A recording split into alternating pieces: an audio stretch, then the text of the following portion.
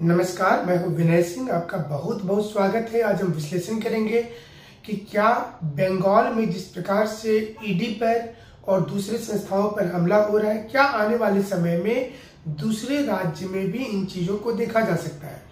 केंद्र इस पर क्या एक्शन ले सकती है, राष्ट्रपति शासन कब लगाया जाता है, सुप्रीम कोर्ट ने इसमें कौन कौन से वर्डिक्ट अभी तक दिए हैं जो आपको जानना बहुत जरूरी होगा।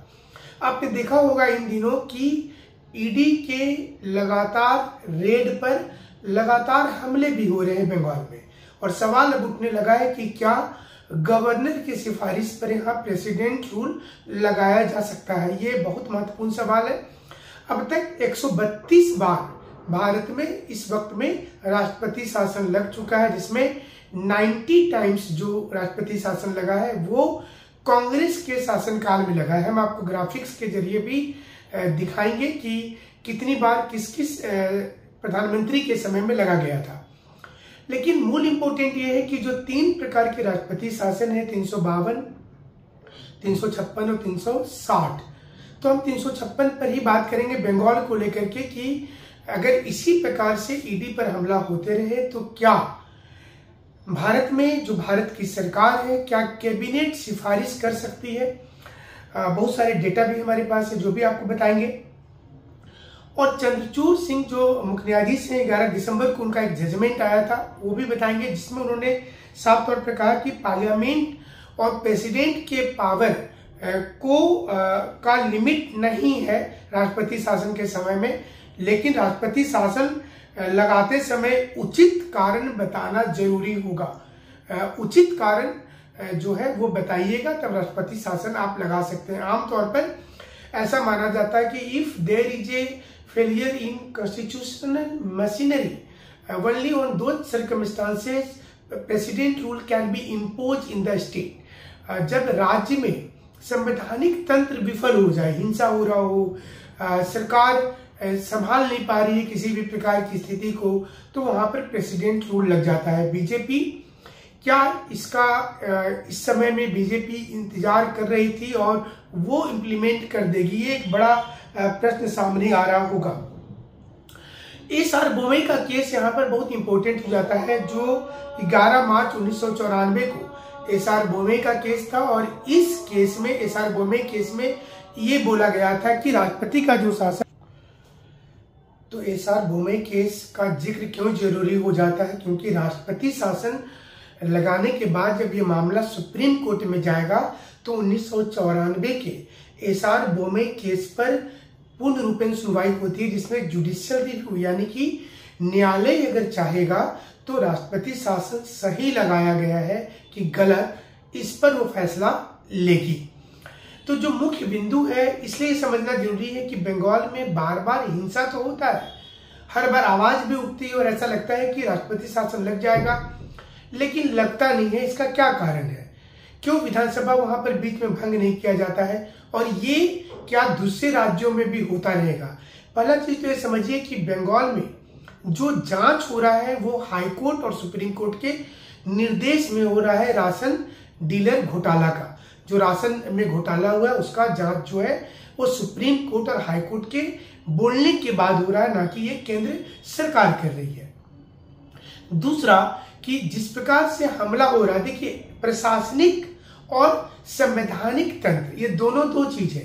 प्रशासन का फेलियर होना और संविधान का को नष्ट करना, ये दो स्थिति है। राष्ट्रपति शासन में आपको समझना पड़ेगा कि अगर संविधान जो बोलता है वो काम नहीं हो पा रहा है तो प्रेसिडेंट रूल की ओर चला जाएगा।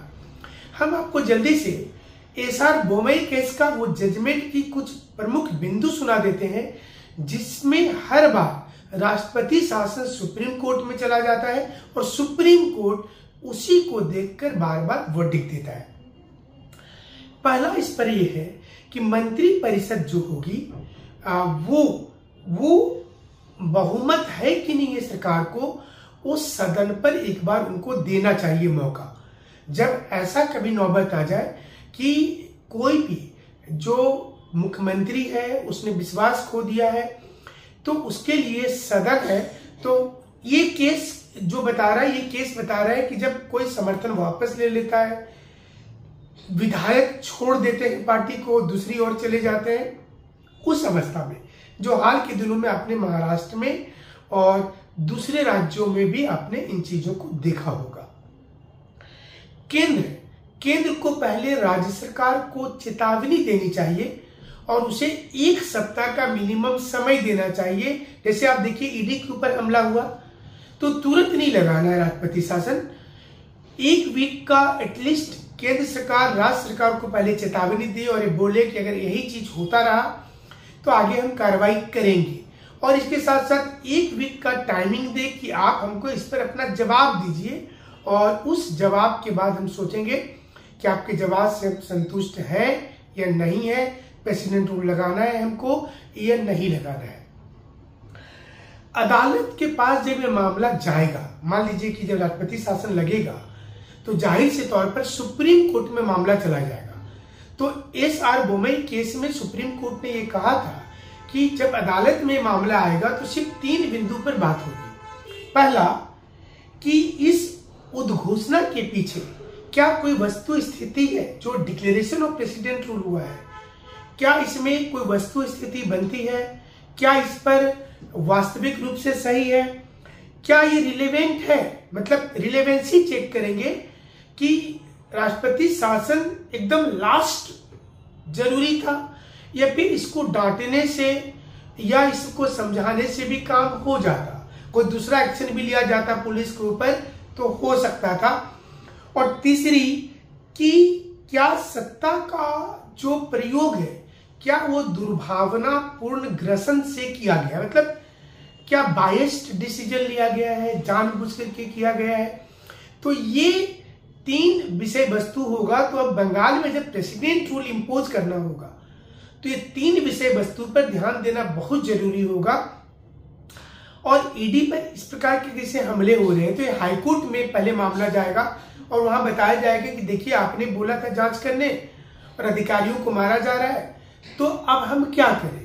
तो हाईकोर्ट जब बोले कि ममता बनर्जी को क्या कॉपरेट कीजिए और स्टेट की जो पुलिस है वो कॉपरेट करेगा, नहीं तो सेंट्रल पुलिस साथ में पूरी चीजों को ले लेगी। अगर प्रेसिडेंट रूल लगेगा तो एक प्रकार से प्रेसिडेंट रूल केंद्र सरकार का शासन हो जाता है, प्रेसिडेंट शक्तिशाली हो जाते हैं, पार्लियामेंट के पास में पूरी शक्ति चली जाती है। तो इसमें एक पॉइंट और था कि 356 पर कुछ उपाय भी बताएंगे। सुप्रीम कोर्ट ने कहा है कि अगर दिक्कत होगा कहीं तो हम कुछ उपाय बताएंगे और उस उपाय को लेकर के केंद्र सरकार को चलना पड़ेगा।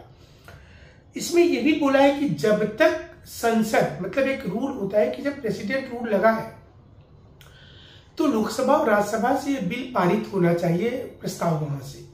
अगर ये वहां से जब तक पारित नहीं होता तब तक विधानसभा जो है उसे आप भंग नहीं कर सकते हैं। तो 1 मंथ का एक एक्स्ट्रा टाइमिंग यहाँ पर राष्ट्रपति शासन लगने के बाद में मिल जाता है और इस बीच में मामला सुप्रीम कोर्ट की ओर चला जाएगा। और प्रशासनिक मशीनरी कमजोर हो गई है तो नहीं लगाना है, बल्कि संवैधानिक तंत्र अगर कमजोर है तो लगाना है। राष्ट्रपति शासन लगेगा तो देखिए यहाँ पर लोकसभा का चुनाव है, ममता बनर्जी के पास बहुत सारे प्लान होते हैं, plan A, B, C, D। आपने देखा होगा कि विधानसभा चुनाव के समय में उन्होंने अपने पैर में जानबूझ करके चोट लगा लिया और जैसे ही रिजल्ट आया तो वो खड़ी हो गई। इसी प्रकार से इस समय में क्या हमला जानबूझ के करवाया जा रहा है, क्योंकि लोकसभा का चुनाव होने को है और बड़ा सीट है, 42 सीट है वहां पर। क्या इसमें एक सिंपैथी गेन किया जाएगा, जैसी सरकार को टॉपल किया जाएगा, सरकार हटाया जाएगा, तो उस कंडीशन में एक कहीं ना कहीं सिंपैथी, भारत में सिंपैथी और सेंटिमेंट्स बहुत जल्दी जाग जाता है लोगों का, तो वो एक बड़ा भी कारण हो सकता है। इसलिए केंद्र सरकार भी इतना रिस्क नहीं लेगी। केंद्र सरकार रिस्क तभी लेगी जब वो पूरी अपनी जो उनके लीगल एडवाइजर है, जो अटॉर्नी जनरल होते हैं भारत सरकार का, जब वो बता देंगे कि इस पर सुप्रीम कोर्ट केंद्र सरकार के पक्ष में रहेगी, क्योंकि ये जांच उनका था। तो केंद्र सरकार का अगर वहां पर शासन हो जाए प्रेसिडेंट रूल के माध्यम से, तो चुनाव के समय जो हिंसा होता है वो नुकसान कर जाएगा ममता बनर्जी को, और इसमें बहुत नुकसान होगा फिर टीएमसी को। लेकिन अगर मान लीजिए कि हड़बड़ी में केंद्र सरकार इम्पोज कर देती है प्रेसिडेंट रूल को और एसआर बोमई केस के जो पॉइंट्स हमने आपको समझाए उस पर अगर आगे चल कर के बात होता है तो उस कंडीशन में 2 महीने के अंदर फिर से बहाल हो जाएगी ममता बनर्जी। और उसके बाद 2 महीने का मतलब हो गया कि आपका मार्च हो जाएगा, अप्रैल में चुनाव है। तो ये प्लानिंग के तहत ही हो रहा होगा और अगर केंद्र सरकार को बहुत सोच समझ करके इसलिए निर्णय लेना पड़ेगा। तो ये अगर अच्छा लगा होगा तो लाइक जरूर से कीजिएगा, वीडियो को चैनल को सब्सक्राइब करके रखिएगा ताकि इसी प्रकार का अच्छा विश्लेषण जो होगा जानकारी वाला वो भी आपको हमेशा मिलता रहेगा। तो सबसे ज्यादा प्रधानमंत्री जो थी जब इंदिरा गांधी, तो सबसे ज्यादा बार भारत में राष्ट्रपति शासन लगा है राज्यों में, ये डेटा याद रखना है, जानना भी है। दूसरे नंबर पर नाम आता है मोरारजी देसाई का और इसके बाद मनमोहन सिंह जी की जब सरकार थी और बाकी में भी लगा, बीजेपी के सरकार में भी लगा, लेकिन उतना ज्यादा बार नहीं लगा जितना इंदिरा गांधी के समय में लगा था। तो ये सारी चीजें हैं 6-6 महीना पर, वो अलग बात है कि बढ़ाएगी, टेक्निकल चीजें होती हैं कि लोकसभा राज्यसभा से फिर से बिल पास करना पड़ेगा और अधिकतम जो है वो मैक्सिमम अभी तक 3 साल तक रहा है कुछ राज्यों में। विश्लेषण कैसा लगा जरूर से बताइएगा।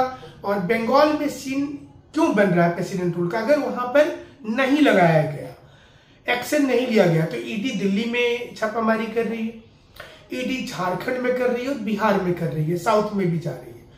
तो एक ट्रेंड हो जाएगा और लोगों को लगेगा कि चलो अब हम ईडी से डायरेक्ट निपट लेते हैं, कोर्ट के माध्यम से जाने की जरूरत नहीं है। तो ये जो फेडरल स्ट्रक्चर है हमारा, उस पर सीधे तौर पर एक आघात होगा और एक प्रकार से समझिए कि फिर तो केंद्र की कुछ शक्ति नहीं रह जाएगी। फिर कोई बोलेगा कि हम अपने राज्य में रेलवे लाइन जाने नहीं देंगे,